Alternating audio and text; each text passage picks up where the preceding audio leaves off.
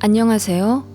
친구들한텐 창피해서 말도 못하고 혼자 소갈이 하다가 여기다 글을 써봅니다. 단 한 분이라도 제 심정을 이해해 주시면 정말 감사할 것 같네요. 저는 현재 이혼 진행 중입니다. 남편이 8살 연하 회사 후배와 바람이 났기 때문이죠. 그나마 다행인 것은 아직 아이가 없다는 사실이네요. 남편은 연봉 7천 정도 반도체 회사에 근무하고 있어요.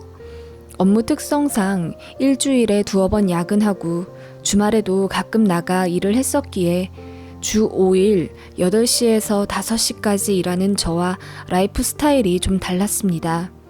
게다가 남편은 워낙 바빴고 나름 회사에서 유망한 존재였기 때문에 일이 생기면 콜도 자주 들어왔어요.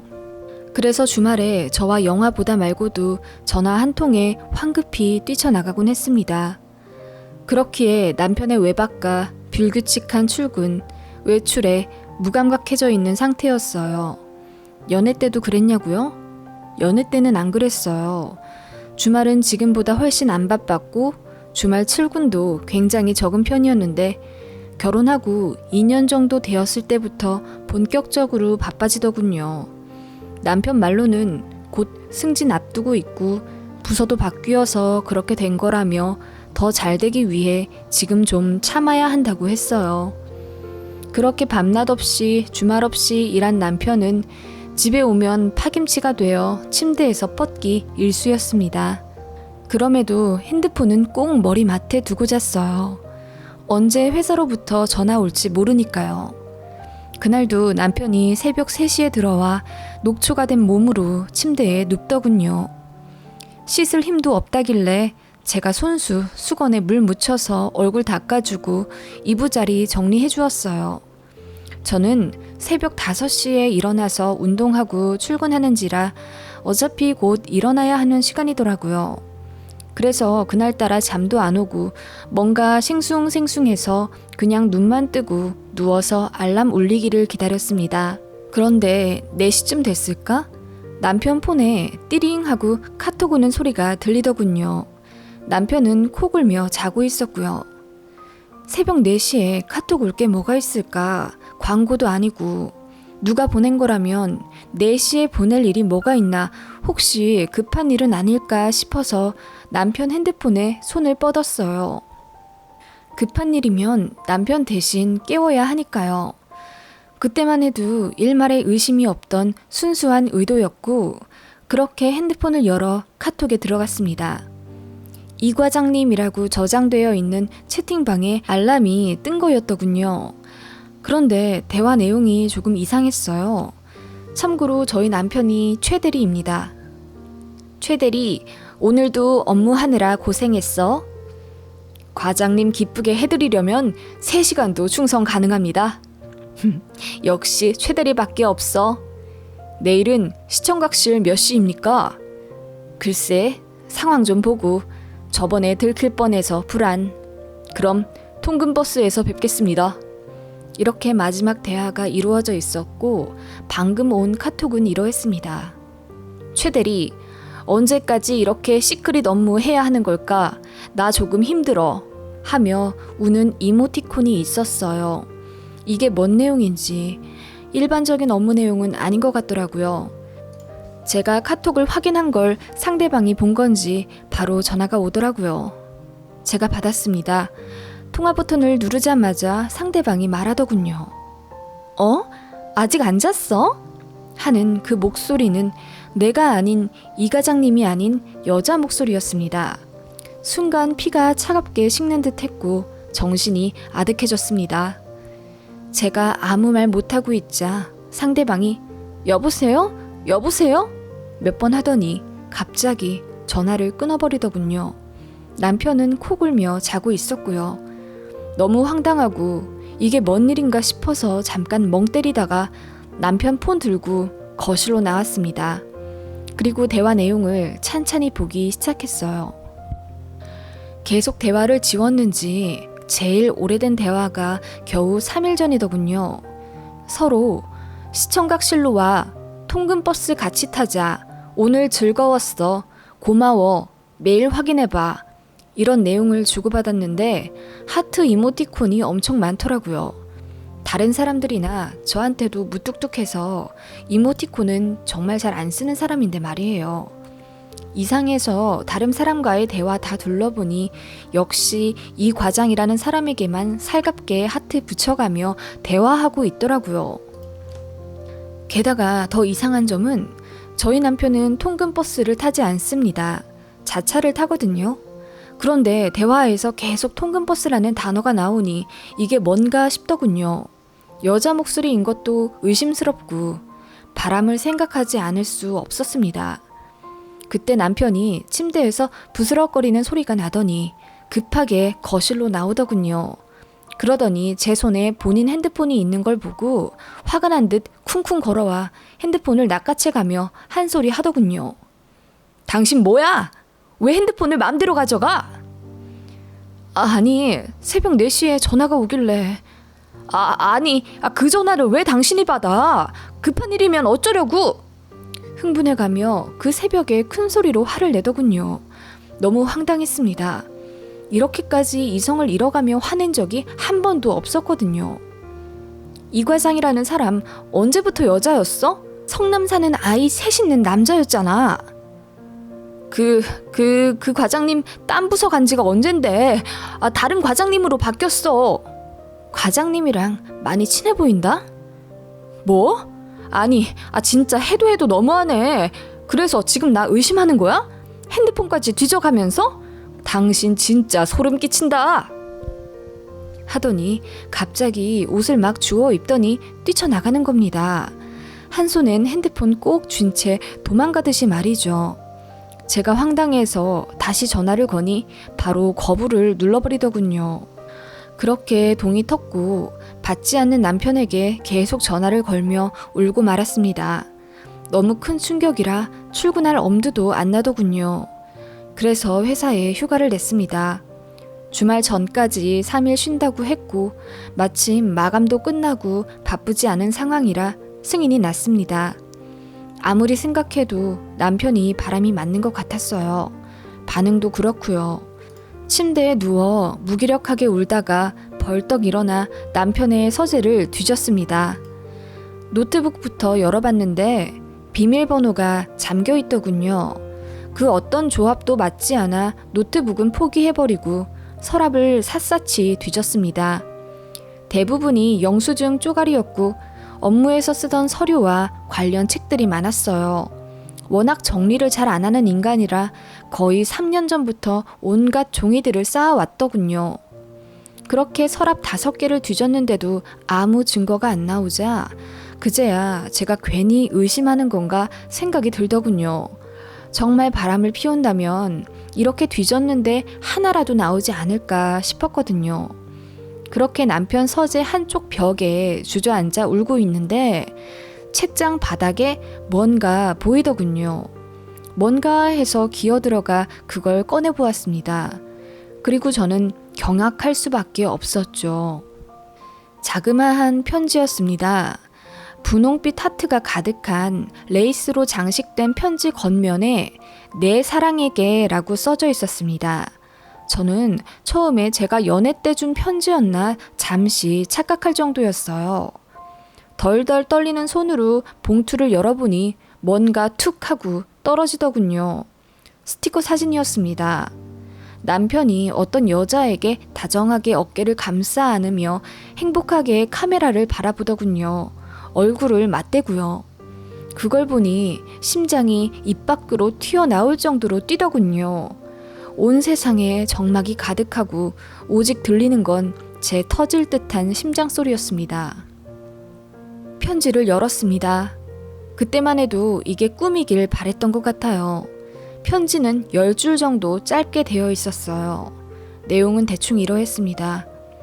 1주년 축하하고 그동안 본인과 만나서 힘든 일도 많았지만 서로 열심히 믿고 버텨줘서 1년이나 서로 사랑하게 된 거라고. 앞으로도 시련이 많겠지만 잘 이겨내서 10주년, 20주년까지 함께 하자며 사랑한다는 내용이었습니다. 기나긴 악몽이길 바랬던 것 같습니다. 그게 오전 11시였고 저는 새벽 4시부터 극 긴장 상태였던지라 그 편지 다 보자마자 온몸에 힘이 쭉 빠지고 정말 죽을 것 같더라고요. 정신을 잃을 것 같은 느낌에 급히 친정엄마에게 전화를 걸어 나 좀 살려달라고 흐느꼈습니다. 놀란 엄마가 친정아버지 불러 한 걸음에 집에 오셨고 자초지종을 모두 듣고 격하게 분노하셨습니다. 친정아버지가 너무 화가 나셔서 바로 최서방한테 전화를 건다는 걸 엄마가 급하게 말리시더군요. 감정적으로 나가서 좋을 것 하나 없다고. 일단 이 편지 가지고 친정에 가서 쉬자고 하셨어요. 제가 학생 때부터 지냈던 이 방에 누워있으니 눈물이 더 나더라고요. 남편과의 연애 흔적이 가득하거든요. 남편이 남친이었던 시절 저에게 기념일 때마다 주었던 꽃다발 말린 것들이 벽에 걸려있고 사진도 있거든요. 그걸 보니 더 서러워졌습니다. 남편이 무뚝뚝하긴 해도 저희 정말 애틋하게 사랑했습니다. 연애도 짧게 한 편이 아니에요. 무려 6년이나 연애했고 거의 매일 만나다시피 하며 사랑을 키웠어요. 남편이 좀 더 자리 잡아서 저 좋은 집에서 살게 해주고 싶다며 기반 마련한다고 결혼을 미뤘고 집 해결되자마자 저에게 크게 프로포즈해서 모두의 부러움 받으며 이 결혼한 거였어요. 양가로부터 축복받아 결혼해서 지금 3년째인데 그런 사람이 바람이 났다고요? 말도 안 됐습니다. 친정 부모님이 저희 친정 오빠한테까지 콜해서 온 가족이 집합했습니다. 오빠도 최서방 그렇게 안 봤는데 어떻게 결혼하자마자 바람이냐며 미쳤다고 분노하고 날뛰더라고요. 그리고 엄마 말씀대로 남편에게 문자 보냈습니다. 지금 생각하니 일 때문에 바빴던 사람인데 의심한 거 미안하다고 보냈어요. 그랬더니 통 전화 안 받던 남편으로부터 바로 전화가 왔습니다. 그 목소리 역겨워서 받기도 싫었지만 엄마가 아무 일 없는 것처럼 받으라고 체근하셔서 일단 받았습니다. 여보세요? 여보, 아침에 화내서 미안해. 안 그래도 바쁜데 당신까지 의심하니까 나도 모르게 화낸 거야. 정말 미안해. 아니야, 내가 더 미안해. 의심 다 풀린 거지? 내가 어떻게 바람을 피우겠어. 당신 알잖아. 알지. 6년 사귀면서 나밖에 몰랐던 당신인데. 그 말을 하니 눈물이 차올라서 말을 잇지 못하겠더라고요. 남편에게 업무 들어와서 끊어야 한다고 급하게 통화를 마무리하고 엉엉 울었습니다. 친정 가족들이 모두 저를 달래며 저는 잘못 없다고 그놈이 나쁜 거라며 같이 화내주셨어요. 지금 생각하면 진짜 친정 덕분에 제가 살 수 있었던 것 같습니다. 오빠가 말했어요. 빨리 증거 잡자고. 저도 그 생각에 동의했고 친정 부모님도 도와주신다고 했습니다. 일단 저는 아무렇지 않게 집에 가서 남편 대하라고 등 떠밀어 보내셨고 오빠가 알아서 다 한다고 하더군요. 그렇게 저는 집에 왔고 남편이 저녁 8시쯤 집에 들어오더라고요. 제 눈치부터 한번 쓱 살피더니 한 번 더 미안하다고 하길래 저도 같이 사과했습니다. 그리고 아무렇지 않게 같이 밥 먹고 그날 조용히 잤어요. 그리고 저는 출근하는 척 하면서 다음날 어김없이 새벽 6시에 집에서 나왔습니다. 그리고 친정으로 갔어요. 오빠가 저랑 같이 남편 뒤를 밟자고 하더군요. 그래서 오빠 차 타고 다시 신혼집 지하 주차장에 가서 남편 출근하기만을 기다렸습니다. 남편이 7시 반쯤 차 끌러 내려왔고 차에 타더군요. 그러더니 한참을 통화하며 웃더니 이윽고 시동 걸어 출발하길래 오빠와 뒤를 밟았습니다. 남편이 회사로 안 들어가고 근처 공원으로 향하더군요. 거기 공중 화장실 옆에 딱 붙어서 누군가를 기다리는 듯 하더니 이내 손을 흔들더라고요. 시선을 따라가 보고 저는 경악할 수밖에 없었습니다. 그 스티커 사진의 여자였습니다. 둘이 사방을 돌며 조심스럽게 다가가더니 이내에 서로를 껴안더군요. 그리고 입을 맞추는 걸 보고 저는 입을 틀어막으며 오열했습니다. 오빠가 그 장면을 모두 동영상 녹화했어요. 그리고 클라우드에 전송하는 것까지 잊지 않더니 오빠가 벼랑간 문을 박차고 나가 남편에게 달려가더군요. 그러더니 남편 멱살을 잡아 얼굴에 주먹을 내리 꽂았습니다. 그 상간녀는 놀라서 소리를 지르고 저도 문을 열고 나왔어요. 남편이 저와 오빠를 보고 사색이 되어 벌벌 떨더라고요. 그 사이 상간녀가 도망가려고 하길래 제가 그 여자를 잡았습니다. 자기는 모르는 사람이라고 왜 이러냐고 뻔뻔스럽게 대꾸하길래 제가 당신이 쓴 편지랑 스티커 사진도 다 보고 방금 키스한 것도 다 봐서 카메라로 찍었다고 하니 얼굴이 하얗게 질리더군요. 어느새 남편은 무릎을 꿇고 있고 상간녀는 고개를 숙이며 서 있었습니다. 지나가던 사람이 힐끗힐끗 보자 못 견디겠던 남편이 집에 가서 이야기하자고 하더군요. 일단 저희도 그래야 할 것 같아 서둘러 일어났습니다. 정신없는 사이 상간녀는 도망가고 안 보이더군요. 집으로 와서 저희 친정 부모님까지 합세해 남편을 닥달하고 자초지종을 물었습니다. 남편 말로는 사귄 지 한 달도 안 되었다고 하더군요. 이제 정리할 생각이었다고 거짓말 하길래 제가 편지를 던졌습니다. 여기 1주년 기념이라고 써있어. 이 편지가 1년 전이니 둘이 2년은 만났다는 건데 어디서 한 달이라고 거짓말을 해? 그랬더니 아무 말도 못하더군요. 그리고 모든 것을 털어놨어요.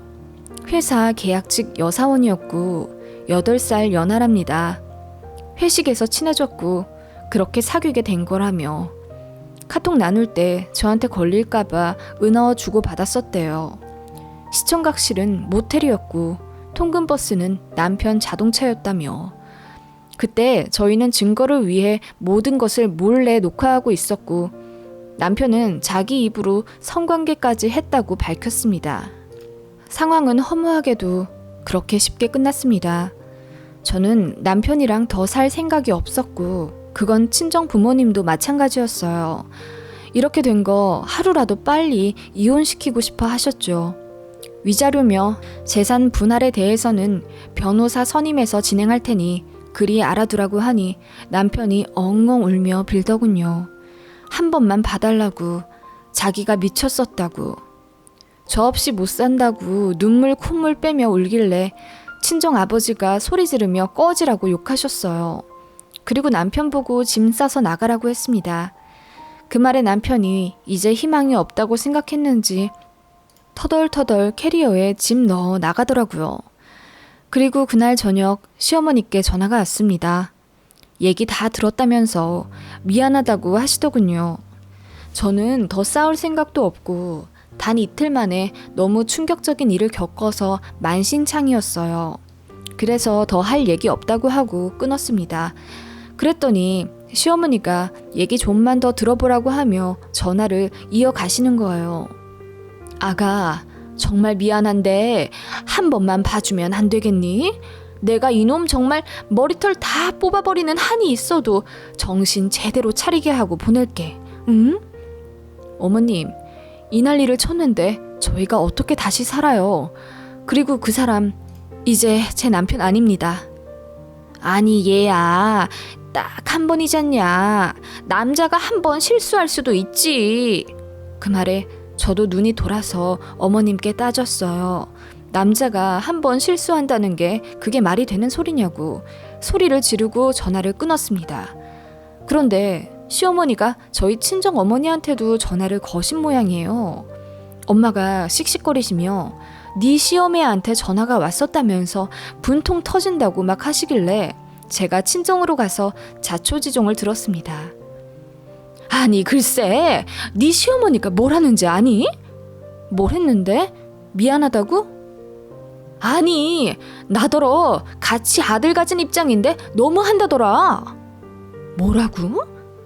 귀를 의심했죠.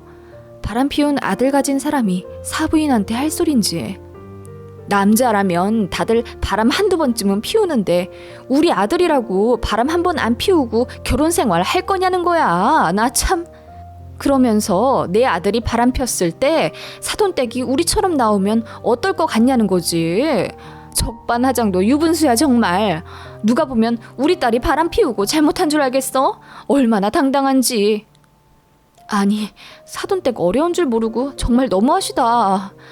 그러니까 말이야. 그게 어디 사부인한테 할 소리야 정말. 너무 어이가 없더라고요. 그렇게 친정 부모님과 오빠는 쌍욕을 하며 남편과 시어머니를 욕했고 바로 변호사 선임해서 이혼 진행했습니다. 정말 갑자기였고 불과 며칠 만에 행복이 와장창 깨져버려 정신이 하나도 없더라고요.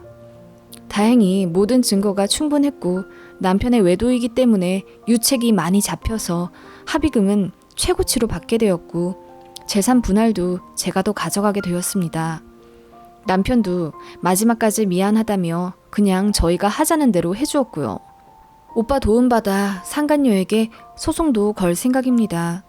그 와중에 감성팔이하며 우리 정말 좋았는데 어쩌고 저쩌고 하길래 제가 욕을 했네요. 그 와중에 시어머니는 저희 친정엄마한테 또 전화를 해선 같이 아들 가진 사람인데 야박하게 나온다 어쩌고 저쩌고 하며 이혼 안 하게 설득 좀 해달라 했다네요. 저희 친정어머니가 듣다 못해 교양머리 없게 뭐 하는 짓이냐고 소리를 지르며 욕도 하셨답니다. 그 이후로는 전화 안 하신다네요. 아무튼 이혼 진행 중이고요. 3주 정도만 더 있으면 정말 서류상 이혼 성립돼요. 관공서에 제출만 하면 진짜 끝이네요. 너무 갑자기 일어난 일이라 사실 아직도 꿈 같고 차라리 악몽이었으면 좋겠다는 생각이 들 정도로 너무나 허무하고 상심이 큽니다. 가슴이 뻥 뚫린 것 같아요. 친구들한테는 말도 못하고 있어요. 몇 달 전만 해도 부부 동반으로 제 친구들이랑 같이 저녁도 먹곤 했는데 제가 하루아침에 이혼녀가 되었다는 사실을 알면 다들 얼마나 놀랄까요? 아무튼 그렇게 됐습니다. 남편도 남편이지만 적반하장으로 나오는 시어머니 꼴을 보니 콩콩 팥팥이라는 말을 뼈저리게 느끼게 되네요. 긴 글 읽어주셔서 감사합니다.